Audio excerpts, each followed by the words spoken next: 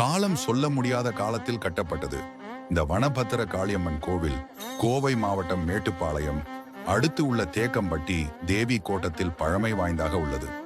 சாகாவரம் பெற்ற மகிஷாசூரனை அழிக்க அம்பாள் சிவனை நினைத்து வழிபட்டு பூஜை செய்து சூரனை அழித்தாள். அம்பாள் சிவனை நினைத்து இந்த வனத்தில் தியானம் செய்ததால் இங்குள்ள அம்மன் வனபத்திரகாளியம்மன் என்று பெயர் பெற்றது. இது தவிர ஆரவல்லி, சூரவல்லி கதையோடும் இக்கோவில் தொடர்புடையதாக கூறப்படுகிறது.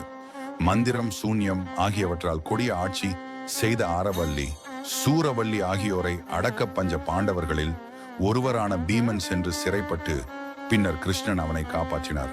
பின்பு பாண்டவர்கள் அப்பெண்களை அடக்க தங்களின் தங்கை மகன் அல்லிமுத்துவை அனுப்பி வைத்தனர். அவன் இங்குள்ள அம்மனை வழிபட்டு சென்று ஆரவல்லியின் பெண்கள் சாம்ராஜ்யத்தை தவிடுபொடியாக்க அவர்கள் பயந்து போய் ஆரவல்லியின் மகளை அல்லிமுத்துவுக்கு திருமணம் செய்து கொடுத்து அவள் மூலம் நஞ்சு கொடுத்து கொன்றனர். இதை அறிந்த அபிமன்யு வானுலகம் சென்று அல்லிமுத்துவின் உயிரை மீட்டு வந்தான். நடந்த விஷயங்களை கேள்விப்பட்ட அல்லிமுத்து வெகுண்டெழுந்து ஆரவல்லியை அடக்க புறப்பட்டு சென்றான். வழியில் வனபத்திரகாளி அம்மனை வழிபட்டு அவள் அருள் பெற்று ஆரவல்லியின் சாம்ராஜ்யத்தை அழித்தான். இந்த வீடியோ உங்களுக்கு பிடித்திருந்தால் லைக், கமெண்ட் அண்ட் சப்ஸ்கிரைப் பண்ணுங்கள் நண்பா.